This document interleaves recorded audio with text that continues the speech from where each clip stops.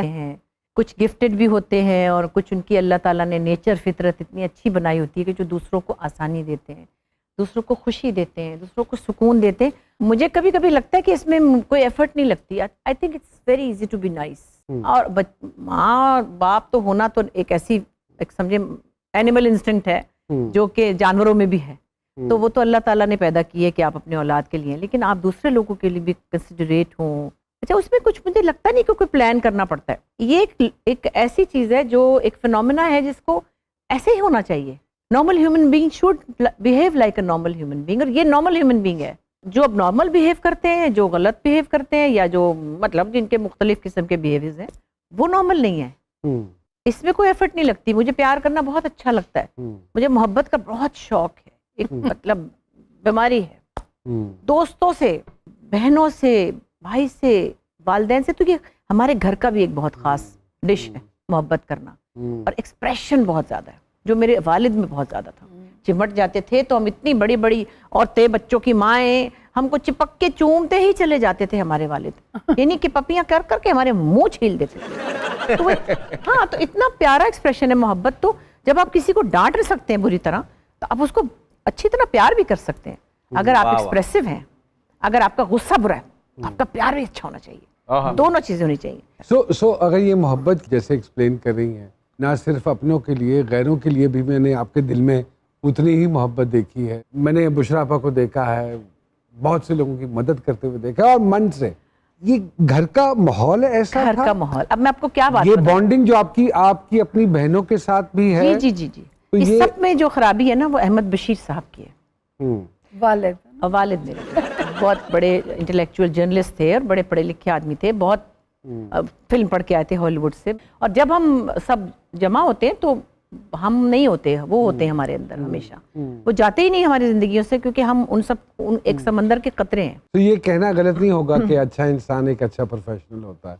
हाँ, फिर वो जिंदगी में हर जगह आपको वो चीजें काम आती हैं। और खास तौर पे मैं एक बात कहती हूँ, सबके लिए कहती हूँ, आप अगर थोड़े से भी ताकतवर हैं किसी भी हवाले से, एक हाउस वाइफ भी ताकतवर होती है, उसके सामने जो उसकी हेल्पर है वो कमजोर है, उसके ऊपर रोब क्या डालना, लिस्सेनों की मारना, है ना। वाह वाह वाह, आपा हाउस वाइफ भी ताकतवर होती है। वेरी गुड, वैलिड मतलब मैं ये कहती हूँ कि हाउस वाइफ जो कोई भी काम नहीं करती है, घर में होती है, मतलब नौकरी नहीं करती, और अगर आप किसी हैसियत पर ही मामूर हो, तो आप अपने सबॉर्डिनेट्स को क्या करें, ये तो तुम वो, तो मैं तुम्हें ये कर दूंगा, मैं तुम्हें वो कर दूंगी। क्या आप अपने से जरा ऊंचे वाले पे रोब डाल के दिखाएं तो मैं जानूं आपको। वेरी ट्रू जी, वेरी ट्रू। ये है ना। यस, तो इस तरह की चीजें काम में भी यही होता है। खुदा की कसम, मुझे याद है हमारे घर में नौकर पानी पिलाता तो अब्बा कहते हैं शुक्रिया बेटे। और किसी ने अपनी कहानी सुनाई ना कि मेरे साथ मेरे वालिद आंसू पोंछते, इतने रोंदू थे ना, हर वक्त रोते ही थे। हम कहते अब्बा बड़े रोंदू है भाई। फिर ये एक फर्ज था बगैर कहे हुए कि जो भी मुलाजिम आता था कि दोपहर को कायदा बस्ता लेके इसको पढ़ाना है, तो कभी सुंबल बैठ जाती थी, कभी बाजी, तो कभी मैं। ये तो बात तय थी। अम्मी ने भी एक बंदा पढ़ाया, मैट्रिक पास करा के सरकारी मुलाजमत पे लगा दिया। तो ये कोई उसमें ये नहीं था कि आपको ये मिलेगा, वो तो पता नहीं क्या कुछ ही मिल गया अल्लाह। तो जो कुछ भी किया अजर की नीयत से नहीं किया। हमें पता भी नहीं था इसका मतलब अजर का क्या होता है, कैसे क्या होता है। तो वो चीजें फिर आपकी पर्सनैलिटी के अंदर ऐड होती जाती है। जो कुछ आप देखते हैं ना अपने घर में, वो माहौल का बड़ा अच्छा असर हुआ। बेटियों के साथ भी बड़ी आपकी एक दोस्ताना सी बॉन्डिंग है बहुत ज्यादा। तो मैं वो तोतली बोलने वाली अम्मा, जो अभी तक एक मेरी बेटी बड़ी माशाल्लाह मजेदार गल्ला करते रहे तोतली जुबान से भी कि ओ जदों जानते ने, क्योंकि वो कनाडा ने, ते कहंदे ने हाय हाय मैं आ गई हां कि बस वो की हाँ, वो मेरी बड़ी बेटी है ना नरीमान जो है ना, हाँ, तो उसके घर जाके फिर वो लोग आटा नहीं लेते ना, क्योंकि रोटी पकानी पड़ती है ना वैसे तो फिर मेरे दामाद कहते हैं आंटी वो आप अभी आराम कर ले, हम देसी स्टोर गए थे तो हम आटा लाए थे, तो आप जब आराम उनसे होंगे ना, फिर मैंने कहा अच्छा भाई, फिर मैं पराठे बना के देती हूँ, फिर जो भी उनको अच्छा लगता है। लेकिन अभी भी नरीमान जो है वो माशाल्लाह बड़ी हो गई है खासी, बच्चा भी उनका बड़ा सा है, मेरी गोद में मैं बिठा लेती हूँ उनको। वैसे थोड़ा साइज भी उनका ज्यादा है, लेकिन मुझे अच्छा लगता है। यहाँ लेते हैं एक छोटी सी ब्रेक, और ब्रेक के बाद जी सरकार में दोबारा आपकी खिदमत में हाजिर होते हैं।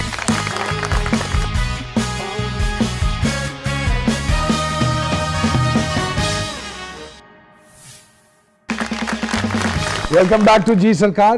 बुशरा आपा, writer, mimic, singer, what's not, how do you organise your life?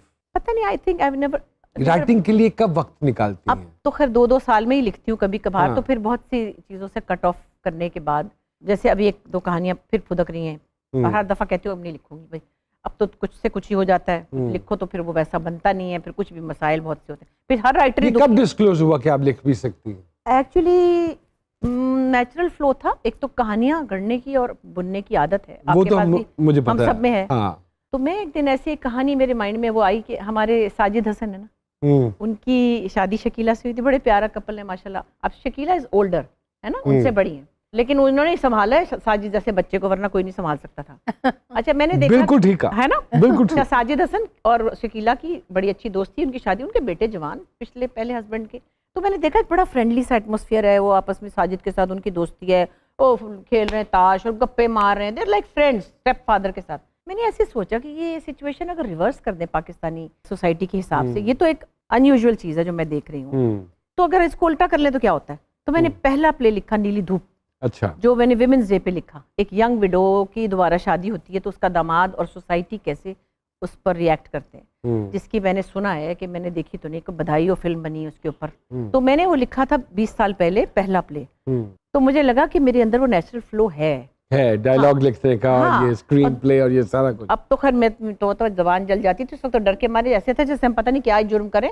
हमारे सामने तो जो लोग जिन्होंने लिखा था आपने और हमने जिनके काम किए हुए, उनके सामने हम अपने आप को राइटर कहने की जरूरत भी नहीं कर सकते, सवाल ही पैदा नहीं होता, औकात ही नहीं थी ये। तो अमजद इस्लाम अमजद साहब लिखते थे, जैसे सलीम चिश्ती साहब लिखते थे, मानो कुत्सिया अशफाक अहमद साहब, मतलब ये लोग लिखते थे ड्रामा।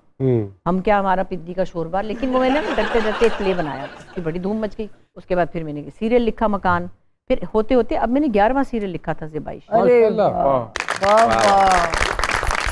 बस ऐसे कभी अभी 2 आइडियाज मजीद ज़हन में हैं जिनको आपने कागज पे उतारना है। लेकिन अफसोस ये होता है, किसी को ब्लेम नहीं करती हूँ, ज़माना ऐसा हो गया है कि आप कुछ सोचिए अगर थोड़ा सा भी ऑड, तो उसके लिए बड़ी मुश्किल होती है कि वो रेटिंग और फलाना, और फिर एक कुड़ा। आप समझती हैं ये रेटिंग ने ड्रामे को इफेक्ट किया है? बहुत बुरी तरह, क्योंकि आपने एक सर्टेन लेवल की मेंटेलिटी को केटर करने के लिए अपने ड्रामे को वहां उतार कर दिया।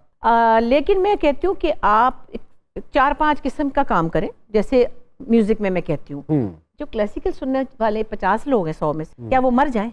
उनका दिल नहीं है क्लासिकल म्यूजिक सुनने को, उनके लिए भी बनाए ना। आपने जरूर वाइल्ड म्यूजिक ही बनाना है, बच्चे सुनना चाहते हैं लाउड म्यूजिक, उनको सुनने दें आप। मैं एक दिन देख रही थी, नैयरा नूर का प्रोग्राम आ रहा था, मेरी पसंद, पीटीवी पे, बहुत अच्छा। आए मैं तो लेट गई और रोने लग गई। हाय, मैंने कहा ये वाला म्यूजिक कहाँ चला गया?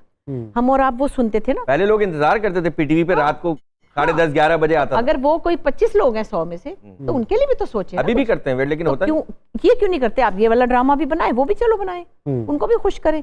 लेकिन हम क्या करते हैं, सारा ड्रामा ही हमने रोड मारा के उधर ही चला जाए कि सास ने थप्पड़ मारा और घर से का निकल जाओ और उठा के उस लड़की को वहां फेंक दिया। मैं एक प्ले में थी, मुझे किसी ने कहा कि अपा इसको हाथ पकड़ के बाहर, इसको धक्का दे के बाहर, वो गिरे जाके रोड करके। मैंने कहा देखो ये BA पास लड़की है, मैं अगर इसको कहूँ ना गेट आउट, उसके लिए यही बहुत है, बहुत। मैं इसको हाथ नहीं लगाऊंगी कि मैं इसको पकड़ के लेके करके वहां फेंकूं। मतलब ये क्या बात है? आवाज के बगैर मजा नहीं आता। आवाज के बगैर मजा नहीं। अच्छा, आप मानती हैं आप, हमारे पाकिस्तानी ड्रामों को देखकर लोग रोते हैं और हकीकत देखकर कहते हैं यार ये सब ड्रामा है। हाँ बस क्या कहें, ये तो बहुत बारीक बच्चा है, बहुत बारीक, देखने में भी बारीक है और बोलने में भी बारीक है, बहुत बारीक बातें बोलेंगे फिर बाद में, लेकिन इतनी ज़हीन बातें करता है बच्चा। ये कहाँ फंस गया लाहौर में आके। तो अफसोस ये है कि फिर जब कुछ सोचो तो नहीं नहीं ये तो यूं हो जाएगा, अच्छा नहीं नहीं ये तो यूं हो जाएगा। फिर जो माशाल्लाह हमारे पास क्रिटिक्स आ गए हैं, वाह वाह वाह क्या बात है, मतलब हलीम पकाते पकाते कोई हमें क्रिटिसाइज भी कर लेता है। उसकी मर्जी है कि वो जो मर्जी कह दे।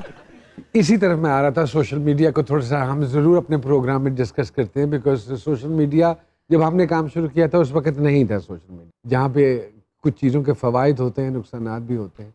लेकिन उन लोगों का क्या करें जो अब जैसे पिछले दिनों आपकी एक स्टेटमेंट थी अली अजमत साहब को लेकर, जिसमें उन्होंने मैडम नूर जहाँ साहिबा के हवाले से कोई कमेंट किया कि हम जब सुनते थे गायकी तो आपने बड़ा, मैं तो तड़प गई, आपने बड़ा सख्त रद्द अमल उस पे मैंने वो मेरा बड़ा प्यार है, मैंने उसको खूब डांटा, मैंने डांटा, उनके बच्चों ने नहीं डांटा, ना अहमद अली भट्ट ने डांटा, उन्होंने बड़े तरीके से कहा, मैं तो चीखी उसके ऊपर। मैंने कहा तुम ये कैसे कह सकते हो ये तुम, मतलब मैं यूं हो गई बिल्कुल, क्योंकि वो पता नहीं वो वो ऐसे बड़बड़ कभी कर जाता है, मैंने ये भी कहा, और फिर उसने बाद में उसको रिग्रेट भी हुआ, वो